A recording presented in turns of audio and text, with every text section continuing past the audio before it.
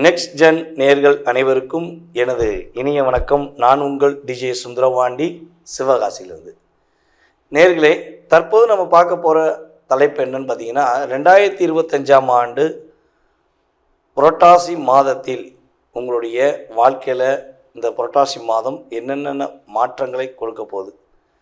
சூரிய பகவான் மற்றும் புதன் பகவான், அதேபோல் சுக்கிர பகவான், செவ்வாய் பகவான், ராகு பகவான், சனி பகவான், புதன் பகவான் மற்ற கிரகங்கள் உங்கள் லைஃப்பில் என்னென்ன ஒரு எதிர்பார்ப்புகளை நிறைவேற்ற போகிறாங்க அப்படிங்கிற பற்றி பார்க்க போகிறோம். எப்பவுமே பார்த்திங்கன்னா, சூரிய பகவான் எந்த ராசிக்குள்ளே நுழைகிறாரோ அந்த ராசிக்குள்ளே அவர் உள்ளே நுழைஞ்சிட்டாலே ஒவ்வொரு தமிழ் மாதமும் பிறக்கும் என்பது ஐதீகம். அப்போ சூரிய பகவான் இந்த மாதத்தில் எந்த ராசிக்குள்ளே நுழைகிறாருன்னா, கரெக்டாக கன்னி ராசிக்குள்ளே சூரிய பகவான் நுழைகிறார். கன்னி ராசிக்குள்ளே சூரியனுடன் யார் இணைந்து செயல்பட போகிறார்னு பார்த்திங்கன்னா, புதன் பகவான் இணைந்து செயல்பட போகிறார்.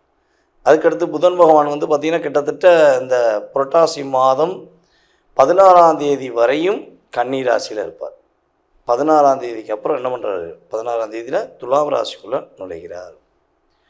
துலாம் ராசிக்குள்ளே யார் இருக்கா பார்த்திங்கன்னா, நம்ம அங்காரகன் என்று சொல்லக்கூடிய நம்மளுடைய காலபுருஷன் ராசிக்கு முதல் ராசியாக வரக்கூடிய, அதனுடைய அதிபதியாக வரக்கூடிய செவ்வாய் பகவான் அமர்ந்திருக்கிறார்.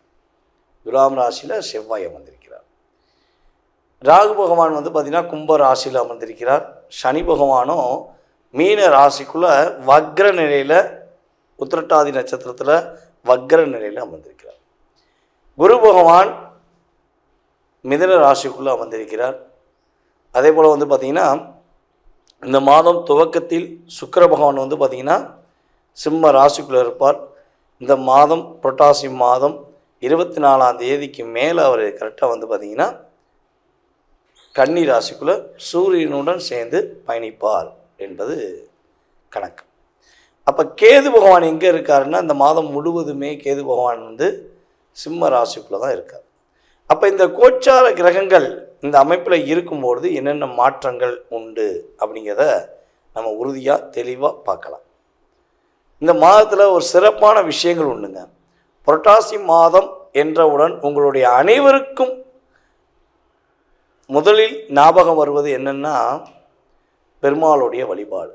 எல்லா பெருமாளுடைய ஸ்தலங்கள் எல்லாமே, வைணவ ஸ்தலங்கள் எல்லா ஸ்தலங்கள்லையுமே பார்த்திங்கன்னா இந்த புரட்டாசி மாதம் பிறந்துட்டாலே கோவிந்தா கோவிந்தா கோவிந்தா கோவிந்தா கோவிந்தான்னு சொல்லி மந்திர ஜபம் அதிகமாக ஒலிக்கக்கூடிய ஒரு வைப்ரேஷன் இருக்கும்.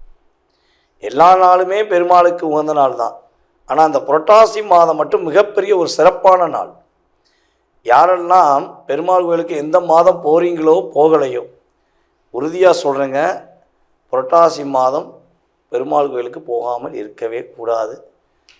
உறுதியாக இந்த புரட்டாசி மாதத்தில் 1ஆம் தேதி முதல் புரட்டாசி மாதம் இறுதி வரையும் நீங்கள் என்ன பண்ணணும், குறைஞ்சது ஒரு 5 முறையாவது பெருமாள் கோயிலுக்கு போயிட்டு வந்துடுங்க.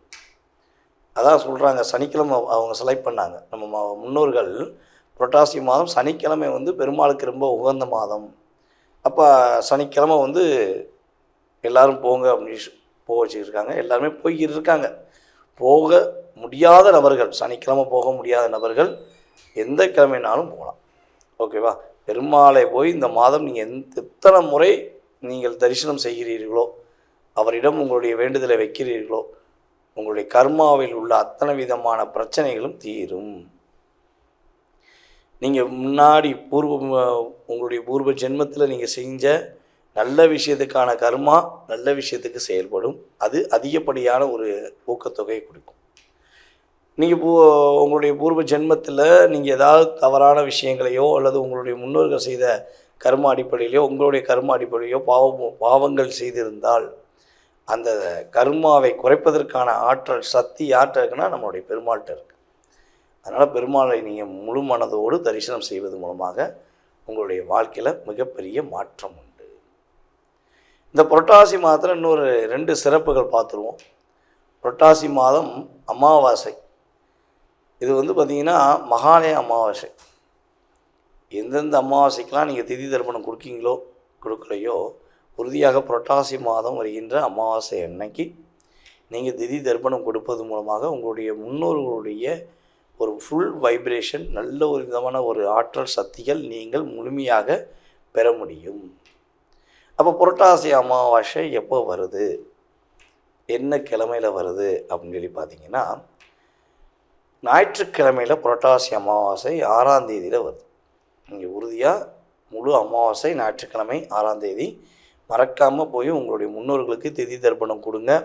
அதே போல் வயதான முதியவர்கள், ஊனமற்றவர்கள், அநாத குழந்தைகள், ஆதரவற்ற குழந்தைகள், நம்ம அநாதன் யாரையும் சொல்லக்கூடாது, ஆதரவற்ற குழந்தைகளுக்கு உங்களால் முடிஞ்ச உதவிகள் நீங்கள் செய்வது மூலமாக உங்களுக்கு இறை அருள், உங்களுடைய முன்னோர்களுடைய ஆசீர்வாதம் முழுமையாக கிடைக்கும். அதுக்கடுத்தபடியாக நம்ம பார்க்க போகிறது புரட்டாசி பௌர்ணமி. இந்த புரட்டாசி பௌர்ணமி அன்று நீங்கள் மறக்காமல் பெருமாள் கோயிலில் போய் 1 மணி நேரம் நீங்கள் உங்களுடைய நேரத்தை மனதார இறை வழிபாடுக்காக செலவிடுங்க. அதன் மூலமாக நீங்கள் ஒரு பெரிய ஒரு ஆற்றல் சக்தியை நீங்கள் முழுமையாக பெற முடியும்.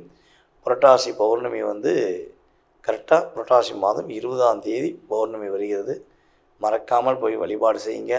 உங்களுடைய வாழ்க்கையில் எல்லாம் வல்ல நம்முடைய நின்ற நாராயண பெருமாள் ஒளி வட்டங்களை கொடுத்து ஒரு மகிழ்ச்சியை கொடுப்பார். இப்போ உங்களுடைய ராசிக்கான பலன்களை பார்க்கலாம் வாங்க. கன்னி ராசி நேர்களுக்கு இந்த தமிழ் மாதம் புரட்டாசி மாதம் போராட்டங்களை நிவர்த்தி செய்து முன்னேற்றத்துக்கான ஒரு அடிக்கல் நாட்டுவதற்கான ஒரு அற்புதமான மாதம். எனக்கே, எனக்காக, எல்லாம் எனக்காக அப்படின்னு சொல்லி நீங்கள் ஒரு மனசுக்குள்ளே ஒரு இனிமையான பாடலை பாடக்கூடிய அளவுக்கு இந்த மாதம் உங்களுக்கு ஒரு சிறப்பான ஒரு விஷயங்களை கிரகங்கள், கோச்சார கிரகங்கள் கொடுக்க போகின்றன. இந்த மாதம் துவக்கத்திலேயே நம்முடைய நவகிரக நாயகன் என்று சொல்லக்கூடிய சூரிய பகவான் ராசிக்குள்ளே உள்ள நுழைகிறார். ஜாக் பாட் அப்படிங்கிற மாதிரி ஜம்முன்னு உட்கார்றார். அவனால் உங்களை விரட்டி அடித்த நபர்களாக இருந்தாலும் சரி, உங்களை இஷ்டத்துக்கு பயன்படுத்தின சுயநலவாதியான உங்களுடைய உடன் இருக்கிற நண்பர்களாக இருந்தாலும் சரி, அத்தனை பேருக்கும் நீங்கள் இந்த மாதத்தில் பதிலடி கொடுக்க போகிறீங்க. உங்களால் முடியாது அப்படின்னு யாரெல்லாம் உங்களை மட்டம் தட்டி கஷ்டப்படுத்தி ஒரு லாக்கை ஏற்படுத்தி அப்படி இருட்டுக்குள்ளே உட்கார வைக்கக்கூடிய சூழ்நிலையில் உங்களை ஏற்படுத்தினாங்களோ அத்தனை பேருமே இன்னுமே என்ன பண்ண போகிறாங்க, உங்களை தேடி வருவாங்க. தன்னுடைய தவறை உணர்வாங்க. உங்களுக்கு செஞ்ச கஷ்டம், நான் இப்படித்தான் உங்களை கஷ்டப்படுத்திட்டோம் அப்படின்னு சொல்லி உங்கள்கிட்ட அவங்க சொல்லக்கூடிய அளவுக்கு உங்களுடைய கிரகங்கள் உங்களுக்கு சாதகமாக இருக்குது. இதில் ஒரே ஒரு விஷயந்தான் நம்ம பார்க்கலாம். நம்மளுடைய கன்னி ராசிக்காரங்க மனசறிஞ்சு நீங்கள் யாருக்குமே கெட்டது பண்ணவே மாட்டீங்க. மனதார கெட்டது பண்ண சொன்னால் கூட இருக்கட்டுங்க, அவங்க நம்மளை கஷ்டமே படுத்தினாலும் அவங்க நல்லா இருக்கட்டும், போங்க சந்தோஷமாக இருந்துட்டு போங்க, நல்லா இருங்க அப்படின்னு தான் உங்களுடைய வாக்கு கொடுப்பீங்க. அப்படிப்பட்ட உங்களுக்கு ஏதோ உங்களை என்ன நினச்சிட்டாங்கன்னா, இவரை என்ன அமுக்குனாலும் சரி, இவர் என்ன அடித்தாலும் சரி, இவர் நம்மளுக்கு ரிப்ளை கொடுக்க மாட்டார், திரும்ப நம்மளுக்கு ஒரு பாதிப்பை கொடுக்க மாட்டாங்கிறதுக்காண்டி ஒரு தைரியத்தில் என்ன பண்ணாங்க, உங்களை ஒரு காற்றடித்து பலூனை ஊதி தண்ணிக்குள்ளே அமுக்கி பார்க்குற மாதிரி தான் உங்களை முக்கி பலவோடையும் அமுக்கி கஷ்டப்படுத்தினாங்க. அப்போ இந்த கஷ்டத்துக்கும் இந்த கவலைகளுக்கும் ஒரு விடிவு காலம் கிடைக்குமா அப்படின்னு எதிர்பார்க்குறீங்க அப்படின்னா, உறுதியாக உங்களுக்கு இந்த மாதம் ஒரு அற்புதமான விடிவு காலம் கிடைக்கக்கூடிய மாதம். இந்த மாதத்தில் பொருளாதார ரீதியான சூழ்நிலைகளில் முன்னேற்றம் உண்டு. கொடுத்த வாக்கை காப்பாற்றக்கூடிய அளவுக்கு உங்களுடைய செயல்பாடில் ஒரு நன்மை ஏற்படும். அதே போல் இந்த மாதம் கொஞ்சம் தேவையில்லாத விரயங்களை நீங்கள் தவிர்ப்பது ரொம்ப ரொம்ப நல்லது. யாருக்காச்சும் ஏதாவது தேவை அப்படின்னா உடனே கொண்டு போய் நீங்கள் உதவி செய்வதை நிறுத்திக்கிறோம். ஓகேவா? உதவிங்கிறது யாருக்கு செய்யுங்கன்னா, கன்னிராசிக்காரங்களை உதவி செய்கிறது நிறுத்த சொன்னால் நிறுத்தவே முடியாது. ஏன்னா உங்களுக்கு இயல்பான குணமே உதவிங்கிறது உண்டு. அப்போ இந்த உதவிங்கிறது நீங்கள் யாருக்கு கொடுக்கணும்னா, ஒரு வேளை சாப்பாட்டுக்கு வழி இல்லாமல் கஷ்டப்படுற ஆதரவற்றவர்களுக்கு உதவி செய்யுங்க, ஊனமற்றவர்களுக்கு உதவி செய்யுங்க, வயதான முதியவர்களுக்கு உதவி செய்யுங்க. அதே போல் நம்முடைய 3ஆம் பாலினத்தவர் என்று சொல்லக்கூடிய நம்மளுடைய திருநங்கைகள், திருநம்பிகள் என்று சொல்லக்கூடிய அன்பு சகோதர சகோதரிகளுக்கு உதவி செய்யுங்க. இந்த நபர்களுக்கு நீங்கள் உதவி செய்யும்பொழுது உங்களுடைய லைஃப்பில் நிறைய சேஞ்சஸ் ஏற்படும்.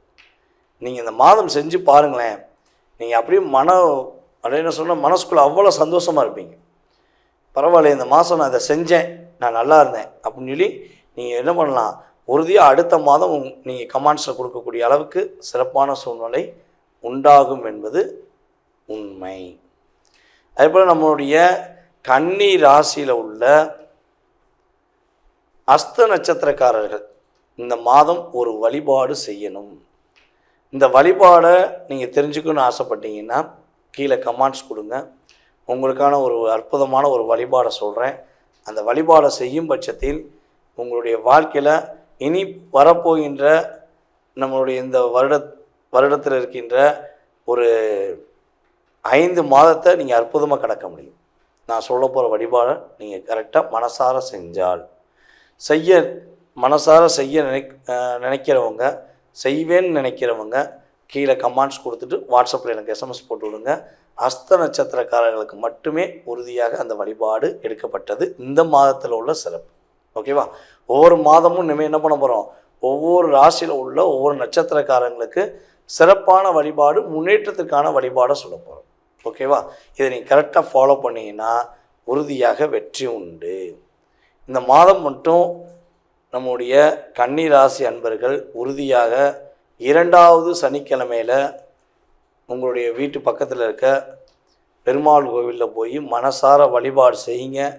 மாற்றம், முன்னேற்றம், மகிழ்ச்சி என்பது உறுதியாக கன்னி ராசி என்பவர்களுக்கு இறை வழிபாடு மூலமாக கிடைக்கும் என்பது நிதர்சனமான உண்மை.